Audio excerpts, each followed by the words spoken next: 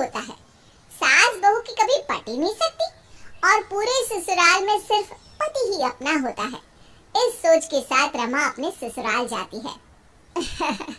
बहू ला तेरे जेवर मुझे, मैं संभाल कर रख दूंगी। क्यों? मेरे पापा ने ये बड़ी सी अलमारी दी है, वो क्या अचार डालने के लिए दी है? मैं संभाल लूंगी।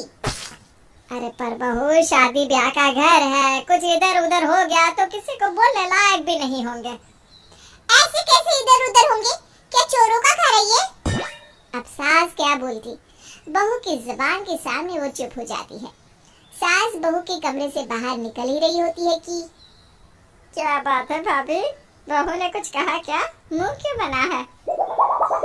आपकी माँ ने मेरे गहने तो दूसरे दिन ही रख लिए थे, लेकिन आजकल की बहुओं को सास पर भरोसा ही नहीं रहा। भाभी, माना माने आपसे गहने ले लिए थे, लेकिन याद है ना, आपके 2 कंगन 4 होकर ही आपको वापस मिले थे। मुझसे ज्यादा तो माँ आपको गहने दे कर गई। क्योंकि सच्चे मन से घर को लेकर चले थे ना। लेकिन आजकल की तो बहुओं को क्या ही बोलना। कभी पीछे से बहू आ जाती है। क्या कहने से क्या मतलब? अरे माँ जी, आप लोगों को अक्ल नहीं होती थी कि कैसे गहनों को संभाला जाता है, इसलिए सास ले लेती थी। लेकिन हम लोगों के पास एडवांस टेक्नोलॉजी के साथ लॉकर्स भी हैं। ऐसे कैसे किसी को दे दे अपने बाप की गाड़ी कमाई वाले गहने? क्यों बुआ जी? अब मैं क्या बोलूं, तुम सास बहू के बीच की बात है। मैं तो 2 दिन बाद अपने घर को चली जाऊंगी, फिर तो गृहस्थी तुम दोनों को ही देखनी है। बहू किचन में जाती है, न जाने क्या खटपट करती है और वापस आ जाती है। क्या बन रहा है बहू? क्या बनना है माँ जी? बस कुछ फ्रूट्स काट रही थी।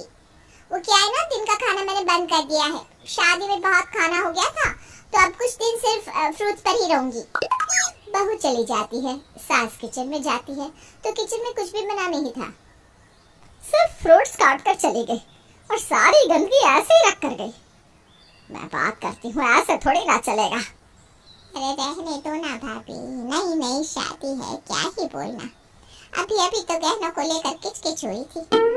सास भी समझ जाती है कि रहने ही दो, बहू को क्या ही कहना। 2 रोटी बनानी है और खाकर सो जाना है, क्या ही किसी को इसके लिए क्लेश किया जाए। शाम को सास बेटे को फोन करती है। बेटा राकेश, वक्त से आ जाना। वो क्या है ना, कुल देवी के मंदिर जाना है दर्शन करने। हम लोगों के घर शादी के बाद लड़का लड़की को पूजा करना जरूरी होता है। ठीक है माँ, वैसे तो ऑफिस में काम बहुत है, लेकिन तू कहती है तो मैं आ जाता हूँ। बेटा घर आता है। सुबह से कमरे में बंद बहू उछल कर बाहर आ जाती है। आप आ गए? क्या खाएंगी? चाय बना दूं? शाम हो गई है, सर दर्द हो रहा होगा ना आपका? हाँ, चाय तो चाहिए। इनफैक्ट सभी को चाय पीनी होगी। सभी को? मम्मी जी चाय लेंगी? बुआ जी आप? हाँ, मैं तो बिना चीनी के लेती हूँ बेटा। हाँ, थोड़ी सी दे देना। बहू किचन से चाय बनाकर लाती है, वो भी 1 कप। पति को चाय देती है। पास बैठी होती है सास और बुआ, दोनों एक दूसरे का मुंह देख रही थी। वो चाय आप यहाँ पियोगे या कमरे में? वो क्या ना, मैं थोड़ा काम कर रही थी, तो आप कमरे में चलो, वहीं चाय पी लेना, मेरा काम भी होता रहेगा। क्यों? राकेश चाय उठाता है, बीवी के पीछे निकल लेता है। सास को तो बुआ सास से चुप रहने की बात की थी, लेकिन इस बार तो वो शांत नहीं रह पाती। बहू, हम लोगों के लिए चाय। आप लोगों ने तो मना कर दिया था ना? अरे मैंने कहा था बिना चीनी के, और इसने कहा था थोड़ी सी दे देना। सुना नहीं था क्या बहू? ये सुनकर बहू का चेहरा तमतमा जाता है। कोई बात नहीं, रहने दे, हम खुद ही बना लेंगे। तो जा कमरे में। क्या रहने दे? अब बात शुरू की है तो सुन भी लीजिए। चाय बिना चीनी की चाहिए, तो क्या मैं 2 चाय बनाऊंगी? पहले बिना चीनी की, फिर चीनी की। अरे थोड़ी सी चाय क्या होता है? बची नहीं थोड़ी तो नहीं थी। अब थोड़ी चाय कौन बनाता है अलग से? बहू चली जाती है कमरे में, लेकिन उसके अंदर का गुस्सा खत्म होने का नाम ही नहीं लेता। कमरे में पति से कहती है, देखा तुम्हारी माँ और दोनों मिलकर मुझे कैसे सुबह से ही परेशान करके रखे है।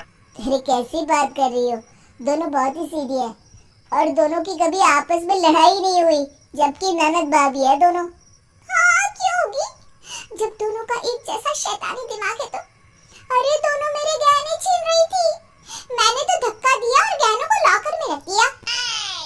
बात कर रही हो? उन लोगों को तो गहने का बिल्कुल क्रेज ही नहीं है। तो क्या मैं झूठी हूँ? नहीं नहीं, मैं झूठी हूँ, है ना? खैर, पति तो नया नया पति बना था। उसे तो अभी लंबी लड़ाई लड़नी है माँ और बीवी के बीच की। वो तो हमारी कहानी में कहीं है ही नहीं। हमारी कहानी तो है। मैंने क्या बुरा किया था बोलो? इन लोगों को कहा कि शरीर तुम लोगों का भारी हो रहा है, थोड़ा फ्रूट्स खाया करो, लेकिन उल्टा मुझे पर चढ़ गई दोनों। अब तुमको झूठ लग रहा होगा, तुम्हारे सामने की बात है। मैंने चाय के लिए पूछा था कि नहीं? पूछा था कि नहीं? लेकिन उसमें भी मैं ही गलत देखा। हाँ, चाय के लिए तो पूछा था तुमने, मैंने सुना था। अब भी झूठ मूठ का रोना रोती है।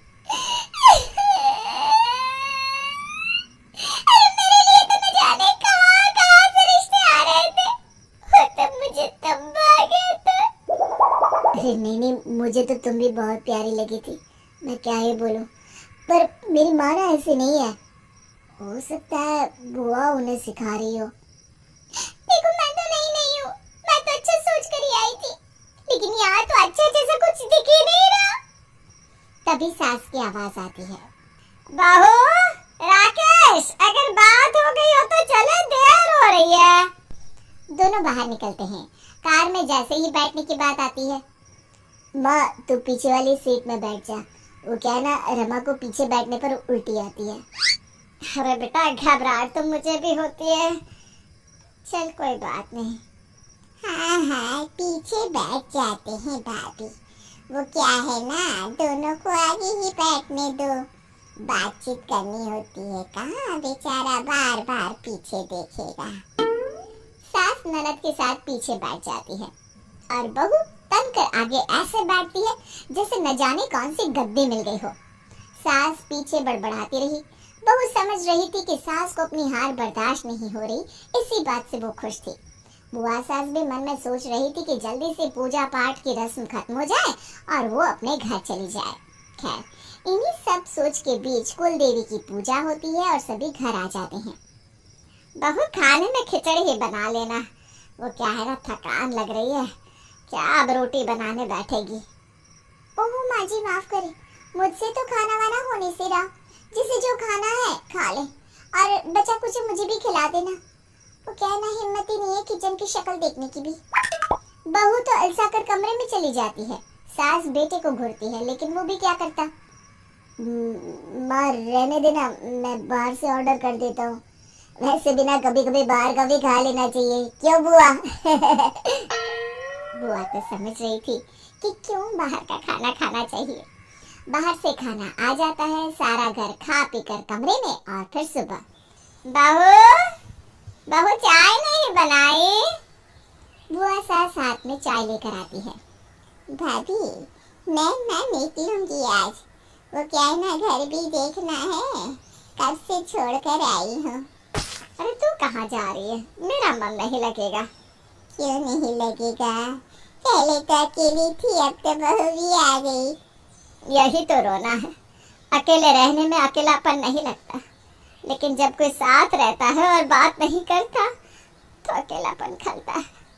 भैया के चले जाने के बाद आपने इस घर को मंदिर की तरह रखा भाभी, लेकिन बहू के तेवर ऐसे लगते हैं जैसे उसे पसंद ही नहीं कि उसके सिवा घर में कोई और भी रहे। कहानी यहीं खत्म होती है, क्योंकि ना बहू सुधरती है और ना ही सास ये समझ पाती है कि वो किसी और घर से आई है।